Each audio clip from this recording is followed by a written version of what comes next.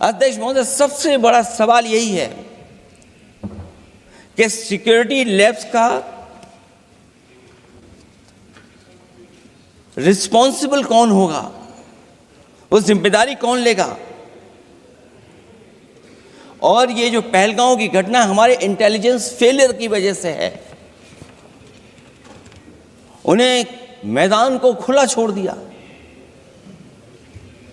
वो सरकार जानती होगी कि कितना समय लगा होगा फोर्सेस को आने में। आखिरकार वो जिम्मेदारी किसकी है। और फिर सरकार को ये जरूर बताना चाहिए कि सरकार क्या क्या कदम उठा रही है कि भविष्य में ऐसी घटना ना हो, क्योंकि पहलगांव से पहले पुलवामा भी हुई और पुलवामा में भी यही बात रखी गई थी कि इंटेलिजेंस फेलियर है। उस समय भी किसकी जिम्मेदारी थी इंटेलिजेंस फेलियर की, किसी को नहीं पता। और अगर इंटेलिजेंस फेलियर पहले था तो पहलगांव में भी वही इंटेलिजेंस फेलियर हम लोगों को और पूरी देश की जनता जानती है आखिरकार जिम्मेदारी किसकी बनती है। जो लोग बड़ी बड़ी बातें कर करके चले गए, कम से कम देश के सामने एक सबसे महत्वपूर्ण सवाल, उसका जवाब सरकार की तरफ से आना चाहिए। क्योंकि हमारी सीमा पर जो सुरक्षा है, जो रक्षा करने वाले हमारे सेना के लोग हैं, वो हमारी सीमाएं सुरक्षित रखते हैं।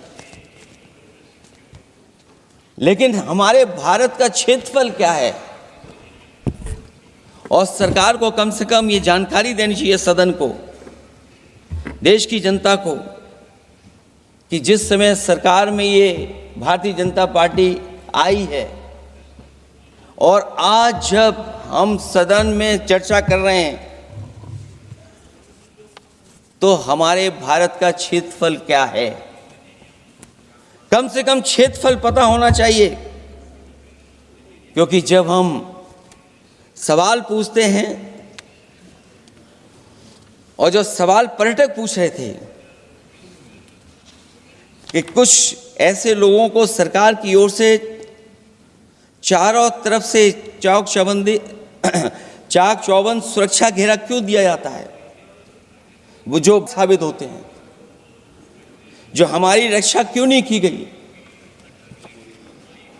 पहलगांव के दूसरे दिन की जिस तरह की राजनीतिक कार्टून, क्योंकि जिस तरह का लाभ लेना चाहते हैं भारतीय जनता पार्टी के लोग, हम सब ने देखा कि पहलगांव के दूसरे दिन ही जिस तरह का राजनीतिक कार्टून भाजपा के ऑफिशियल हैंडल से पब्लिश किया गया और हमारे द्वारा घोर आपत्ति किए जाने पर हटाया गया, उसने साबित कर दिया कि भाजपा के लोग भी जानते हैं कि दुख की इस घड़ी में उन्होंने देश की भावनाओं के साथ बेहद खिलवाड़ किया है। भाजपा बताए कि ऐसे संवेदनहीन लोगों के खिलाफ उन्होंने क्या कार्रवाई की है। आज जितने भी कांग्रेस के अपने साथियों से भाषण हमने सुने, बहुत अजीब लग रहा था मुझे, क्योंकि कांग्रेस पार्टी का नेता चेंज होते हैं पर कांग्रेस पार्टी का नीति वही है। 1947 से लेकर आज तक कांग्रेस पार्टी के जो कंसिस्टेंट पॉलिसी है, वो भारत को और भारत के सशस्त्र बल को सिस्टमैटिकली और डेलिबरेटली वीक करने का एक पॉलिसी है। इसका उदाहरण मैं देना चाहता हूं। At the very beginning of our independence, at the dawn of this nation as an independent country, Pandit Nehru ji की एक स्टेटेड पॉलिसी थी कि भारत को आर्मी का जरूरत ही नहीं है। जनरल लॉकहार्ट के पास बैठते हैं और नेहरू जी बात ये बोलते हैं कि rubbish, total rubbish, no plans of modernisation of army is required, India का policy is ahimsa, we don't need the army, police will do its job. ये नेहरू जी की सरकार की स्टेटेड पॉलिसी थी। And this did not remain isolated in 1947. When A.K. Anthony ji was the defense minister, it was the stated policy. Madam, my party has allotted me 15 to 20 minutes time. Please give me the time given by my party. Madam, they had a deliberate policy of not building border infrastructure. और देश के army में जाति गणने का काम भी Congress party ने किया था।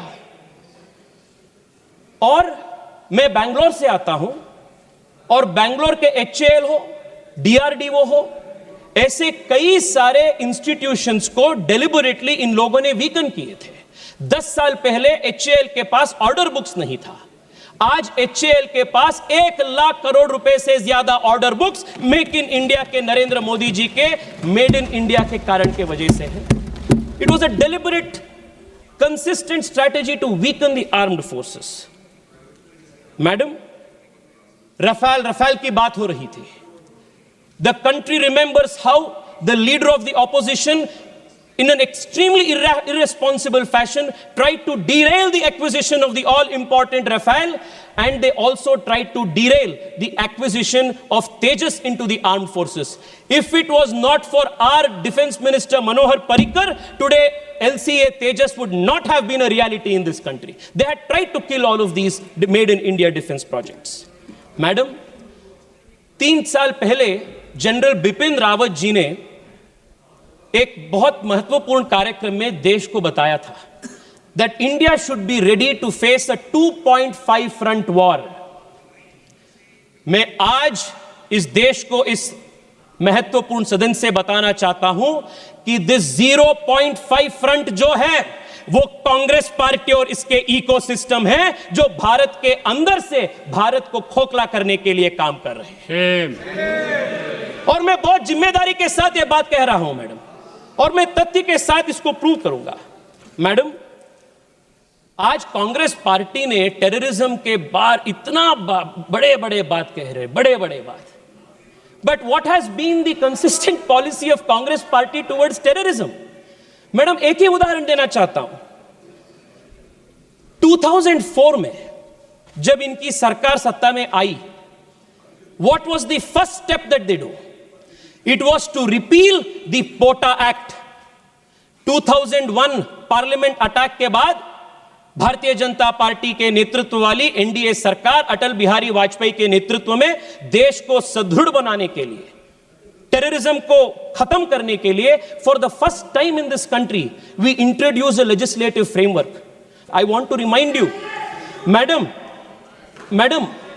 व्हेन राजीव गांधी, हाँ मैडम, when राजीव गांधी का ट्रायल चल रहा था, राजीव गांधी जी का ट्रायल चल रहा था,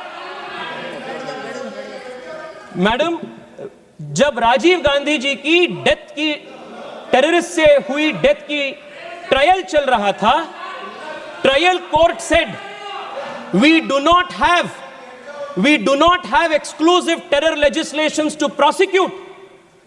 This was the state of affairs of this country. 2001 के बाद हमने पोटा कानून लागू की, पर आप सरकार में आते ही पहली चीज आपने पोटा को दुरुस्त किया, यू रिमूव पोटा. और क्यों किया आपने? आपके वोट बैंक के कारण आपने पोटा को बंद किया, और उसके बाद 10 साल देश हर दिन टेररिस्ट अटैक रूटीन बन गया था देश में.